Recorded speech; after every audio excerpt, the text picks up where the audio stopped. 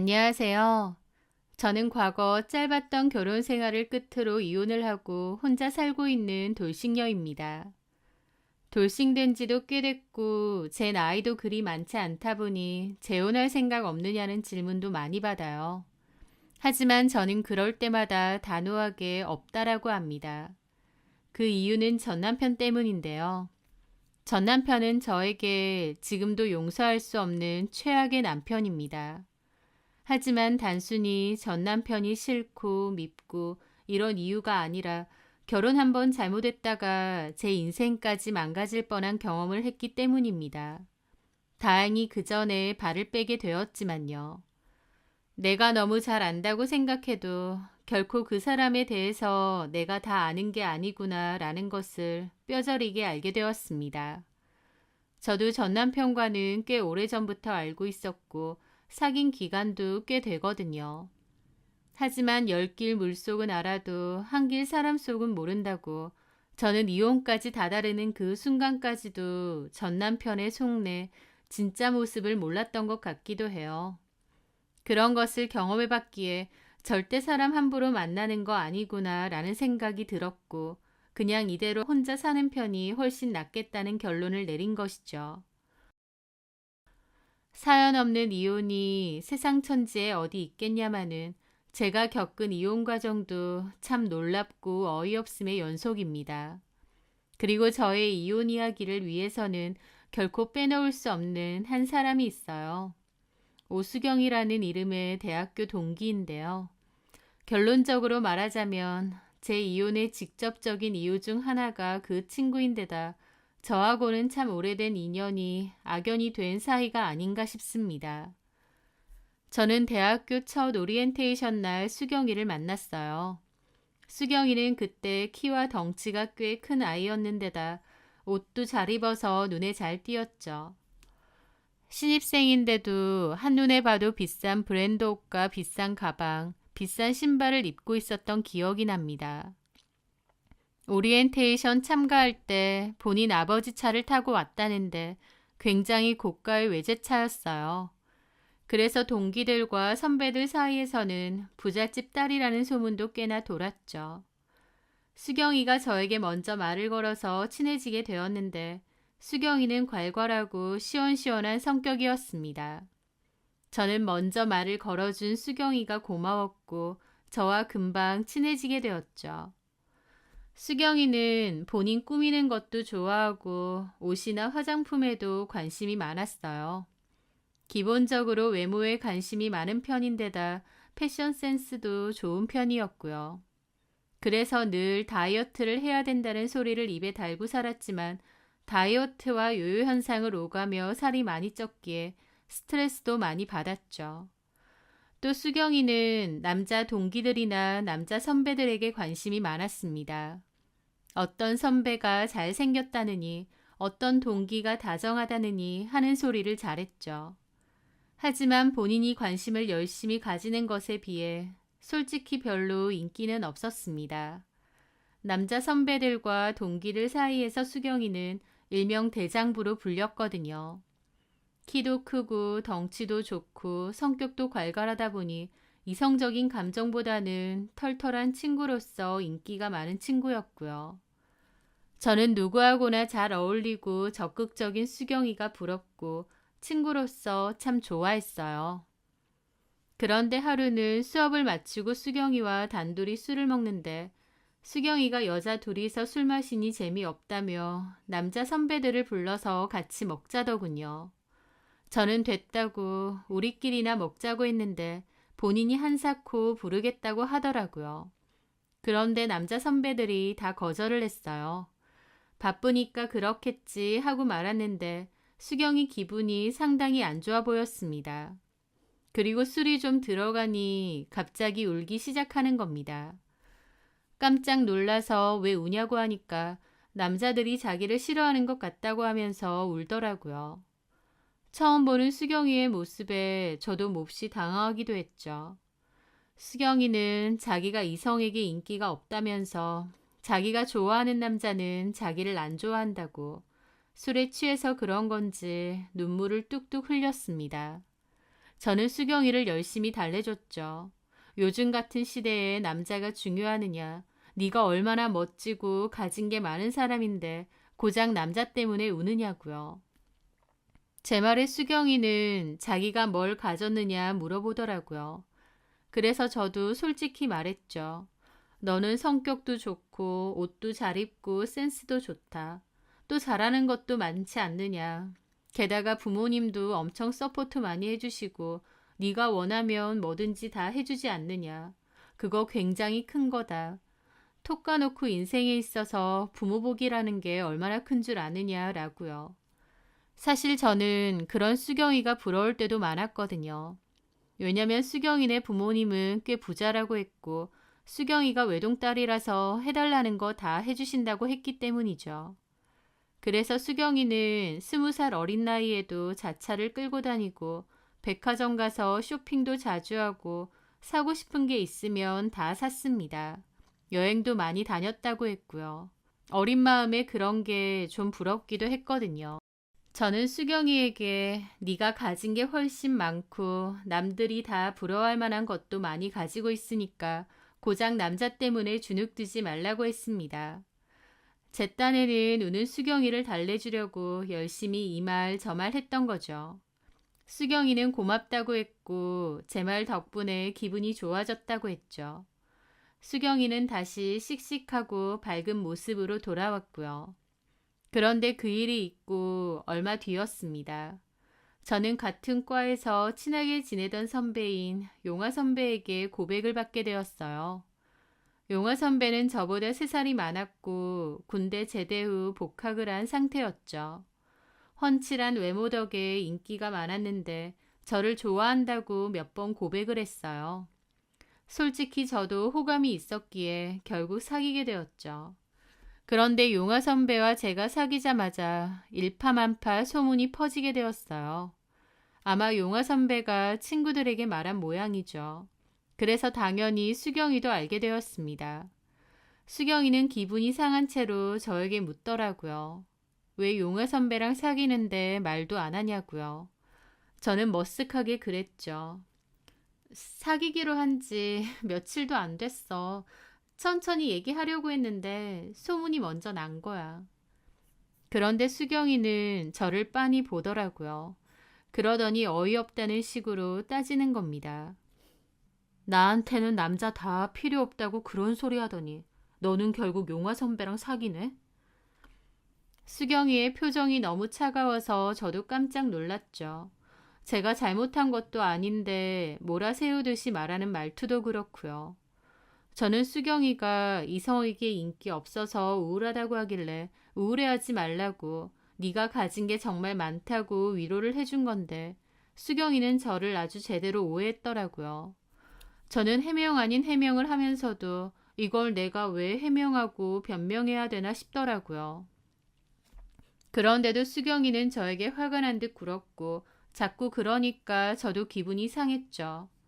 남자 때문에 울고불고 하길래 제 딴에는 달래주려 한 말이고 그거랑 제가 남자친구가 생긴 일하고는 별개라고 생각했어요.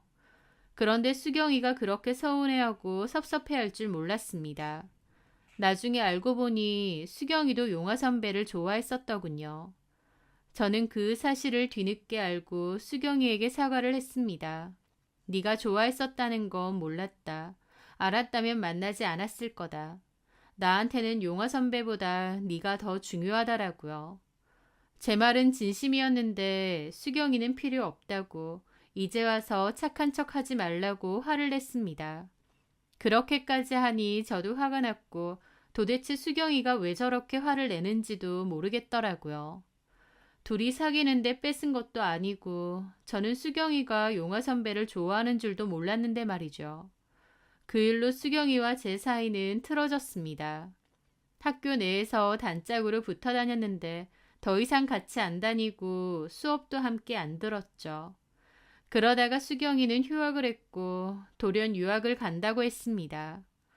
찝찝한 오해를 남겨놓고 사이가 그렇게 틀어진 것 같아서 속상하기도 했지만 어쩔 수 없다고 생각했어요.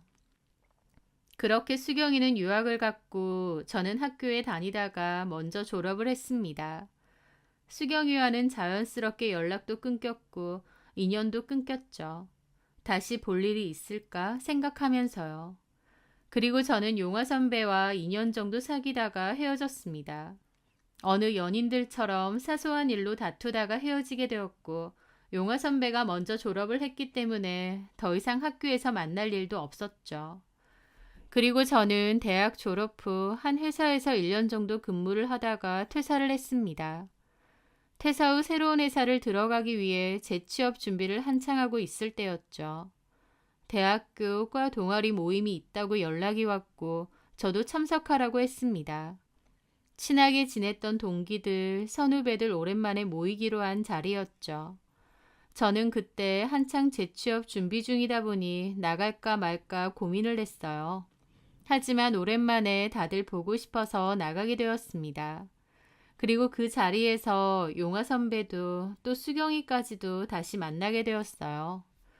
용화 선배는 헤어진 연인이기도 하고 수경이라도 안 좋게 끝이 나서 껄끄러울 수도 있었지만 몇 년 만에 다시 만나니 생각보다 편안했습니다. 그리고 그렇게 다시 만난 수경이도 용화 선배도 그때와는 많이 달라진 느낌이었고요.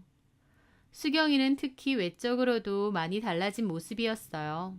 얼굴에 손도 많이 댔고 살도 굉장히 많이 뺐더라고요. 처음엔 선뜻 못 알아볼 정도로 달라져 있었습니다. 수경이는 마치 예전 일이 없었던 것 마냥 저에게 말을 걸고 반가워했고 저도 오랜만에 만난 수경이가 좋더라고요. 수경이는 털털하게 용화 선배도 대했습니다. 저는 다시 만난 옛 연인이 어색하기도 했는데 자리가 무르익어가니 그냥 자연스럽게 대화도 하게 되었어요. 서로의 근황에 대해서 얘기했는데 저는 취업 준비 중이라고 했고 수경이는 유학 갔다가 돌아와서 부모님이 큰 갤러리 카페를 차려주셨다고 하더라고요. 수경이가 취미로 그리는 그림도 걸고 유명한 작가의 작품도 걸어두는 카페라고 했습니다. 사진으로 보여줬는데 규모도 크고 멋지더라고요. 수경이는 저보고 한번 놀러 오라고 했고 저는 꼭 가겠다고 했죠. 용화 선배는 다니던 회사를 그만두고 스타트업 사업을 시작했다고 했습니다. 다들 멋지다 생각했고 저는 취업 준비 중이다 보니까 상대적으로 좀 초라한 기분도 들었어요. 그런데 용화 선배가 먼저 자기 아는 형님이 회사 운영하는데 신입 직원 뽑는다며 소개를 해준다고 했습니다. 찬밥 더운 밥 가릴 처지가 아니기에 좋다고 했고 용화 선배는 그럼 연락처를 넘기겠다고 했죠. 저는 그날 그 모임에 간 게 참 잘한 일이라고 생각했어요. 한 번씩 궁금했던 수경이랑도 다시 만나 잘 풀었고 또 용화 선배로부터 취업 기회까지 얻을 수 있었으니까요. 그렇게 이틀 뒤 선배가 연락이 왔고 저는 소개한 회사에 면접을 보러 갔습니다. 회사는 조건이 괜찮았고 저를 마음에 들어 하셔서 바로 출근도 하기로 했죠. 저는 용화 선배에게 취업시켜줘서 정말 고맙다고 했고 용화 선배는 술이라도 한번 사라고 했습니다. 그렇게 저는 용화 선배와 다시 만나 밥도 먹고 술도 사게 되었고 그날을 계기로 다시 연락을 주고받았어요. 이미 헤어진 연인이었는데 그렇게 다시 만나니 색다르기도 하고 또 옛날 감정이 새록새록 올라와 좋기도 하더라고요. 오히려 처음 사귀었을 때보다 더 풋풋한 마음이 들었던 것 같았습니다. 그리고 저희는 사귀게 되었죠. 그렇게 만나오던 와중 수경이에게 연락이 왔고 수경이네 카페도 놀러 갔어요. 카페 규모도 크고 직원도 많고 이런 멋진 카페를 운영하는구나 싶어서 놀랐죠. 와, 너무 멋지다, 수경아. 카페가 정말 예뻐. 역시 너 센스가 보통이 아닌 것 같아. 예쁘니? 칭찬 고마워. 너 그리고 되게 예뻐졌다. 그치. 나 살을 20kg 뺐잖아. 정말? 대단하다. 어떻게 한 거야? 지방 흡입하고 운동도 하고 그랬지. 안 아팠어? 아파도 어째 예뻐지려면 참아야지. 그 덕에 남자친구도 꽤 만나고 이제 인기도 제법 있는 것 같아. 너 인기 많을 것 같아. 너무 예뻐졌다. 고마워. 참, 그때 용화 선배랑 다시 만났잖아. 기분 어땠어?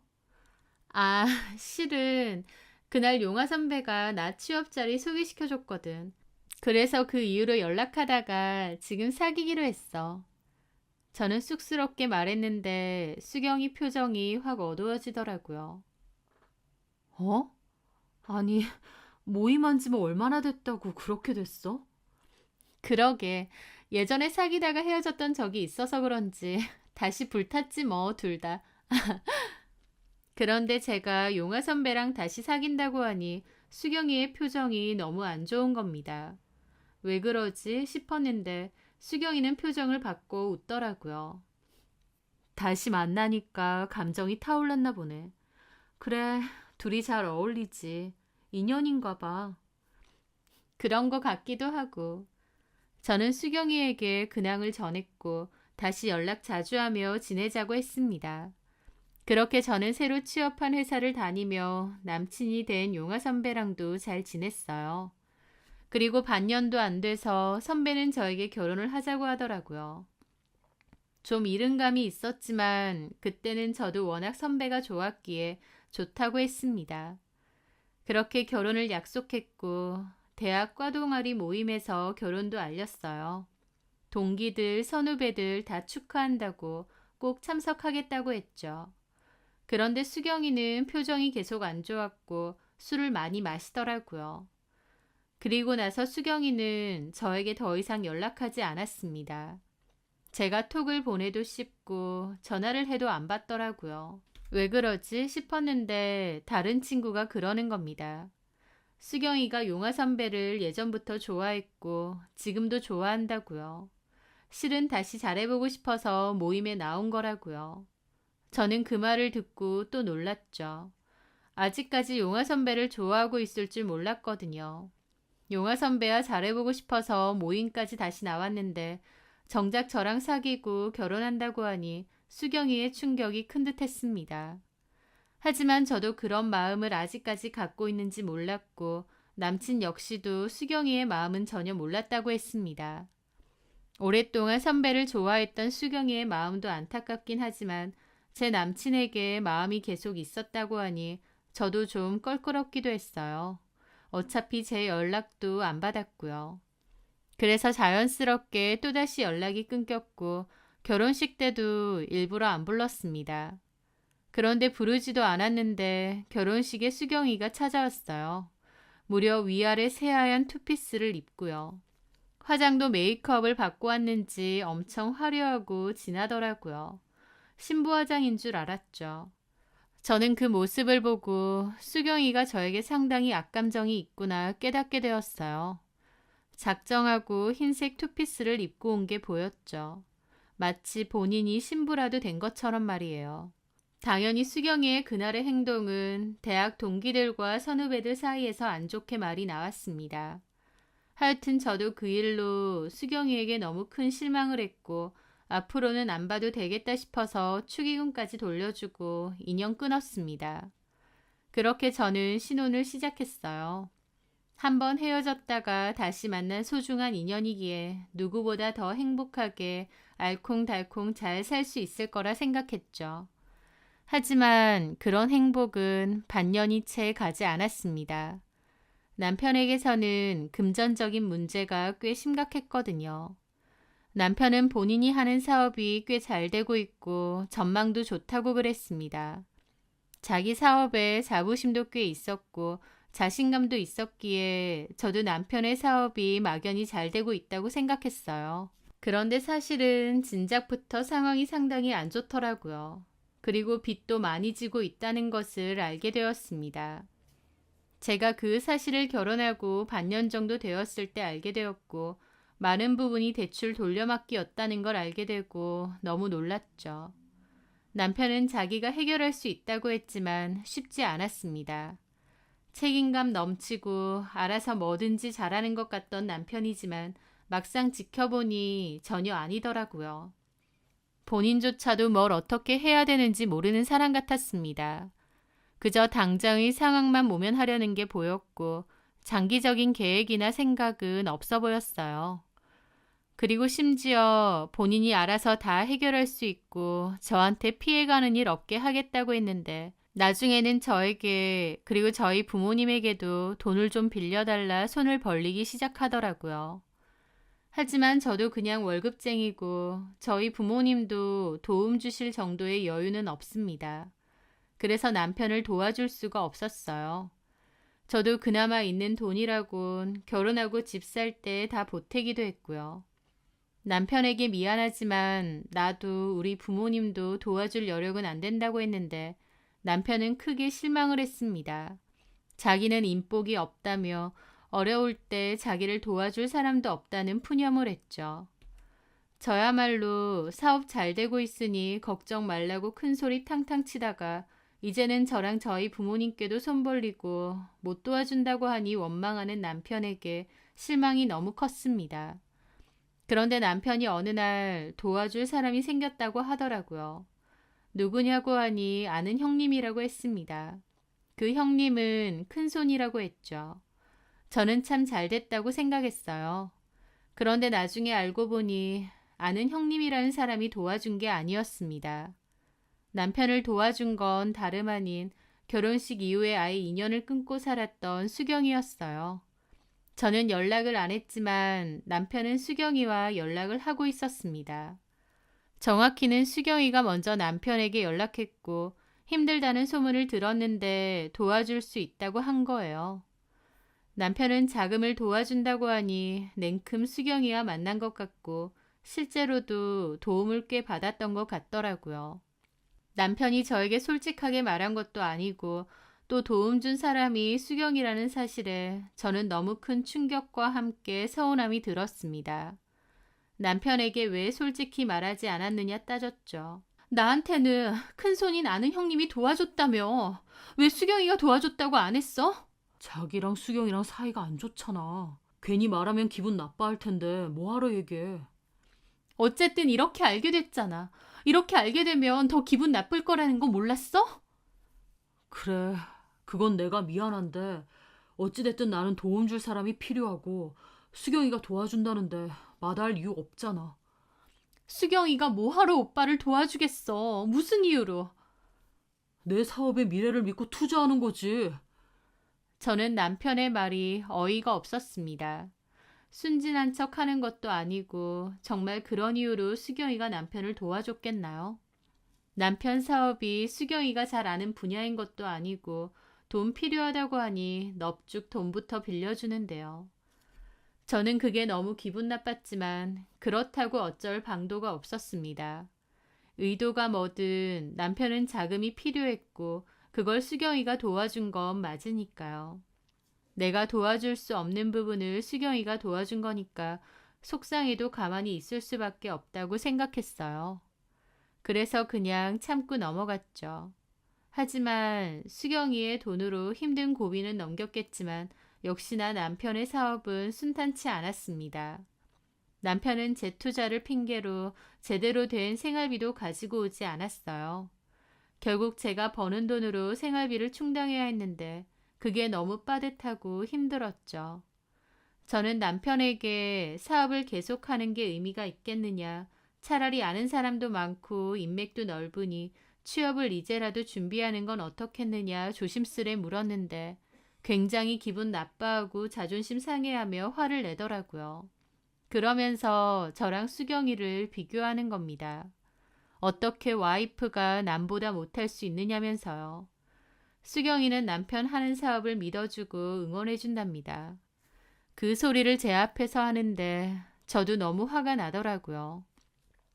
응원해준다고? 뭘 어떻게 응원해주는데? 수경이랑 따로 연락하고 만나기라도 해? 당신하고 사이는 안 좋지만 나하고는 아무 문제 없는 선후배야. 당연히 연락할 수도 있는 거고. 또 수경이는 내 사업 투자자기도 해. 정신 차려. 걔가 진짜 오빠 사업에 관심 있어서 그러는 줄 알아? 걔 예전부터 오빠 좋아했다고 했고 흑심 품고 저러는 거야. 너는 개무시하는 나 같은 놈, 수경이는 믿어주고 좋아해줬다고 하니 오히려 감지덕지네. 지금 말이라고 해? 오빠 유부남이야. 나랑 결혼했다고. 그런데 어떻게 내 앞에서 그런 말을 해? 오죽 답답하면 그럴까. 차라리 남이 낫네. 와이프가 나를 더 무시하고 더 안 믿어주는데 말이야. 남편은 저에게 믿어주지 않는다고 서운함을 표시했지만 제 입장에선 남편을 믿을 수가 없었습니다. 남편이 하는 사업이라는 게 제대로 굴러가고 있는지조차도 모르겠는데 도대체 뭘 믿으라는 건가요? 그런데 더 큰 문제는 따로 있었습니다. 남편은 본인 마음대로 사업이 잘 안 되니까 밖으로 돌기 시작했어요. 집에 잘 안 들어왔고 연락이 두절되는 경우도 많았습니다. 저는 의심 끝에 남편의 폰에 위치 추적 앱을 몰래 깔아놨어요. 그런데 남편이 향한 곳은 충격적이었습니다. 남편은 사행성 도박장을 출입하고 있었거든요. 저는 너무 놀랐고 남편에게 따져 물었습니다. 남편은 자기가 어디를 가는지 어떻게 알았냐고 도리어 따져 물었고 저는 솔직하게 위치 추적 앱 깔았다고 했어요. 그런데 남편은 자기를 감시한다고 더 난리를 치더라고요.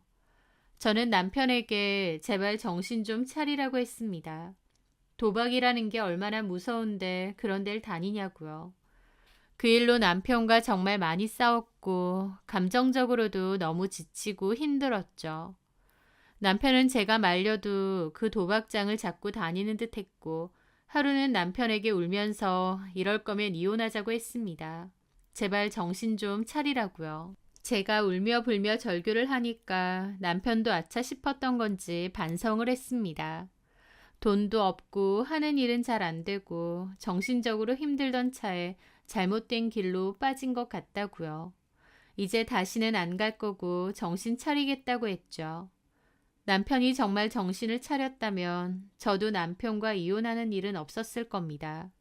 하지만 도박이라는 게 한 번 중독이 되면 그 어떤 중독보다 심하다는 말이 있죠. 남편은 결국 저 몰래 또 도박장을 갖고 저는 결국 이혼하자고 했습니다. 남편은 제가 이혼하자고 해도 별로 놀라지도 않더라고요. 그런데 도대체 남편의 도박 자금은 어디서 얻었냐고요? 저도 초반에는 몰랐다가 나중에 알게 되었는데 바로 수경이에게서 나온 것이었습니다. 수경이에게 사업 자금을 핑계로 계속 돈을 받아내고 있었던 거예요. 수경이는 저희 남편이 도박장을 오다닌다는 것을 몰랐던 것 같고요. 저는 너무 지쳐버려서 결국 1년 반 만에 이혼을 결심했습니다. 그리고 이혼에 대해서 알아보고 있던 참이었죠. 그런데 어느 날 수경이가 연락이 왔더군요. 저희 회사 근처인데 좀 보자고요. 저는 수경이 얼굴을 보고 싶지 않았지만 왜 만나자고 할까 궁금해서 만나게 되었어요. 그런데 수경이가 저에게 아주 어이없는 소리를 하더라고요. 뭔데 여기까지 찾아와? 말투가 너무 날 서 있다. 나한테 서운한 거 맞니? 모르는 척 굴지 마. 서운한 게 있냐고? 너는 내가 그렇게 만만하고 우습게 보여? 왜 이렇게 화가 나 있어? 내가 뭘 어쨌다고. 너 내 남편한테 사업 투자 어쩌고 하면서 돈 주면서 연락하고 만나지. 내가 모를 줄 알았어? 아니, 알고 있다고 생각했어. 상관없었고. 상관없었다고? 네가 알든 말든 상관없다고. 그리고 너도 알고 있었으면서도 가만히 있었잖아. 어쨌든 용화 선배한테 너는 못 주는 도움 나는 줄 수 있으니까. 라며 의기양양해하는데 기가 차서 헛웃음밖에 안 나더라고요. 나 진짜 궁금해서 그러는데 너 내 남편이 그렇게 좋아? 막 돈을 퍼줘도 아깝지 않을 만큼 좋아? 그 말에 수경이도 코웃음 치더라고요. 그래 맞아. 돈 퍼줘도 안 아까워. 나 돈 많아. 사랑하는 사람한테 그까짓 돈 퍼주는 거 일도 아니야. 너 미쳤니? 김용아 내 남편이야. 근데 살아. 너 결혼식 때 흰옷 입고 올 때부터 알아봤는데 제정신이 아닌 것 같아. 상간소송 소장이라도 받아보면 정신 들래? 내가 선배랑 뭘 했다고 소장이야? 너도 진짜 웃긴다. 증거 있어? 아, 그렇게 돈까지 주면서 들이댔는데 별건 없었나 보구나. 어쩌니? 아쉽겠다.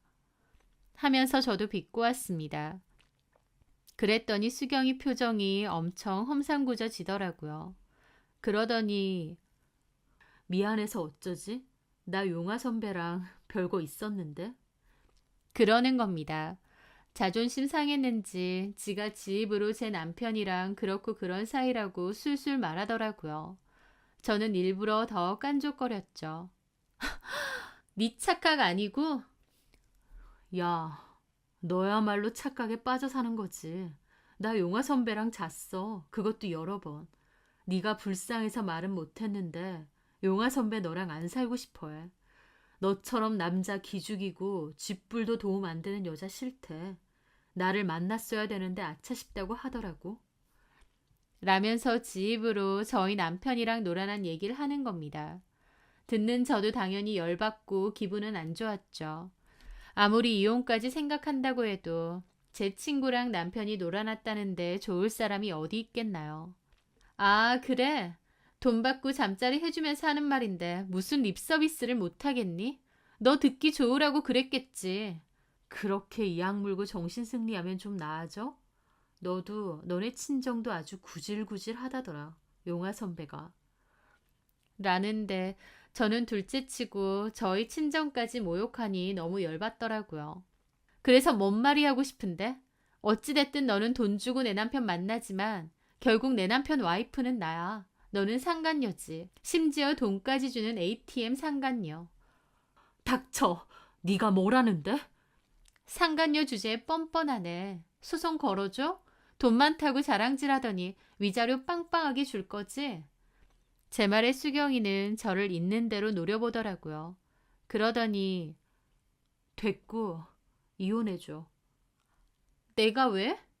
마음 떠난 남자 붙잡고 살아봤자 너만 비참하지.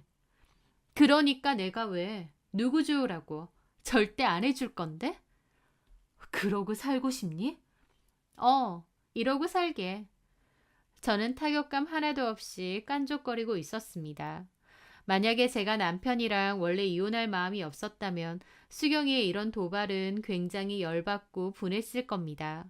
하지만 저는 남편과 이혼 생각도 하고 있고 이미 정 다 떨어졌기 때문에 수경이가 저러는 게 우스웠어요.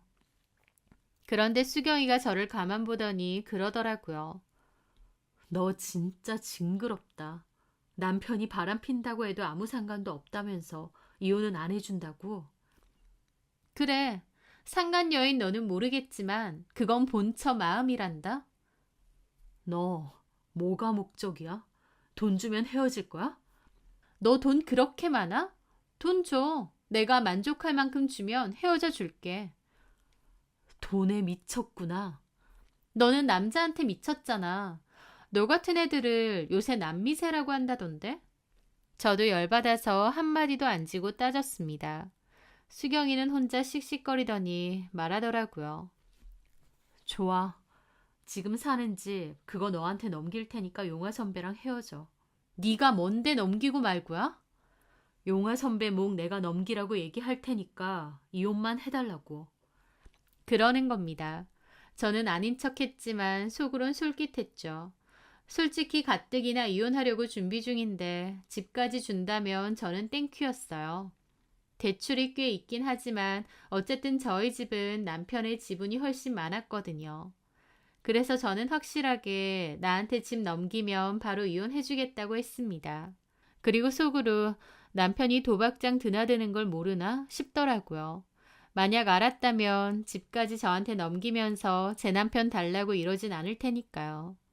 수경이는 그 후 남편에게 집 넘기고 이혼해줘라. 그 돈 내가 주겠다고 설득을 한 것 같았습니다. 남편 입장에서도 달라는 대로 돈 주고 도움 주는 수경이가 저보다 훨씬 나았을 겁니다. 물주로서 또 호구로서요. 남편은 저에게 이혼을 하자고 했고 저도 좋다고 알겠다고 했습니다. 행여나 수경이가 남편의 도박 사실을 알고 말을 번복할까봐 오히려 걱정이 됐는데 남편 역시도 호구인 수경이를 잡아야 되니 절대 안 들키게 조심한 것 같더라고요. 그것만 봐도 남편은 수경이를 이용해 먹을 생각뿐이었던 것 같고요. 그런데도 수경이 혼자 사랑이니 운명이니 하고 있는 게 우스웠습니다. 하여튼 제 입장에선 이미 정 떨어지고 폐기처분도 안 되는 남편놈 집까지 주면서 데리고 간다고 하니 땡큐였습니다. 저는 수경이가 하자는 대로 삼자 대면에서 협의 이혼하고 접수도 같이 했습니다. 정말 희한한 상황이죠. 상간녀가 보는 앞에서 이혼 서류 도장 찍고 접수한다는 게요. 하지만 저는 속으로 이 쓰레기 같은 인간 잘 주워가라. 절대 방생하지 말고 끝까지 품고 살아라. 그 생각뿐이었습니다. 그렇게 협의이혼을 했고 저는 그 대가로 집을 넘겨받았습니다. 남편은 곧장 수경이네 집으로 들어가서 사는 것 같았죠. 저는 제 소유가 된 신혼집은 부동산에 내놓고 팔았습니다. 굳이 거기 더 살고 싶지도 않았고 대출도 남아 있었기에 그냥 정리하고 싶었거든요. 그렇게 팔아버리고 대출 정리하고 난 뒤에도 저에게는 꽤 많은 돈이 남았죠. 저는 그걸로 좀 작은 평수의 집을 구했고 혼자서 살게 되었습니다. 도박은 절대 못 고친다는데 남편과 수경이의 앞날이 어떻게 될지 생각만 해도 코웃음이 나더라고요. 한편으론 수경이네 친정이 돈이 많으니 도박꾼 사이 잘 수습하며 데리고 살겠네 싶기도 했고요. 그런데 제 생각보다 빨리 그 두 인간들의 근황을 듣게 되었어요. 저랑 이혼하고 3개월 만에 수경이와 남편은 재혼을 했다고 했습니다. 하지만 재혼이든 뭐든 남편의 중독이 어디 가겠나요? 오히려 돈이 많아지니 더 심해졌겠죠.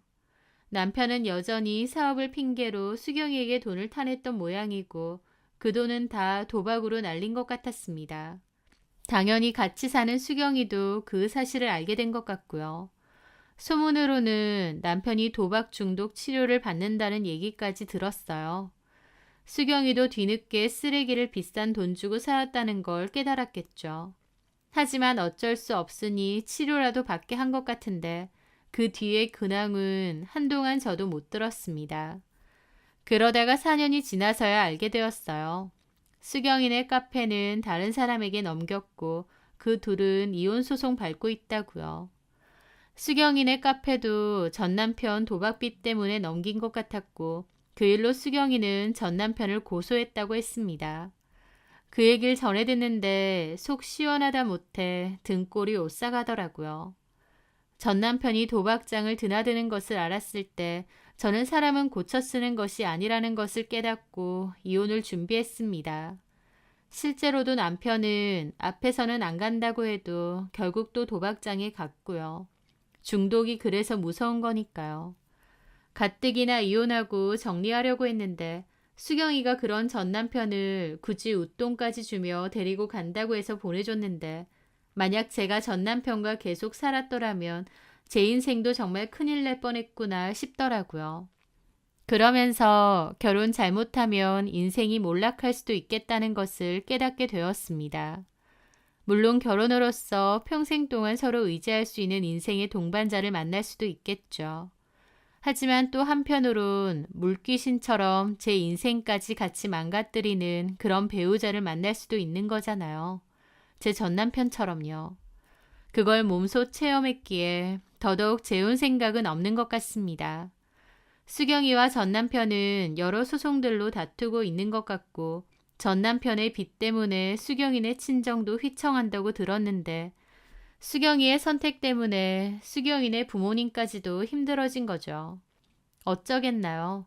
어리석은 데다 못되기까지 한 본인이 선택한 길인데요. 그 옛날 자기는 인기가 없다며 우는 수경이에게 남자 말고도 네가 가진 것이 얼마나 많느냐. 이미 가진 것에 감사하면서 누리며 살아라라고 했었죠. 수경이는 센스도 좋았고 부모님도 얼마든지 지원해 줄 만큼 재력도 좋았었습니다. 본인이 남자에게 집착하지 않았으면 얼마든지 누리고 행복하게 살 수도 있었을 거예요. 하지만 어리석었던 인간이라 사람 보는 눈도 없고 본인이 가진 것까지도 그렇게 바닥에 다 뿌리는 짓을 하는 것 같습니다. 본인이 2번이나 놓쳤다고 생각한 그 남자. 결국 그 남자가 본인에게도 최악의 인연이 되었다는 걸 알게 된 지금은 어떤 심정인지 궁금하긴 하네요. 제 사연 들어주셔서 감사합니다.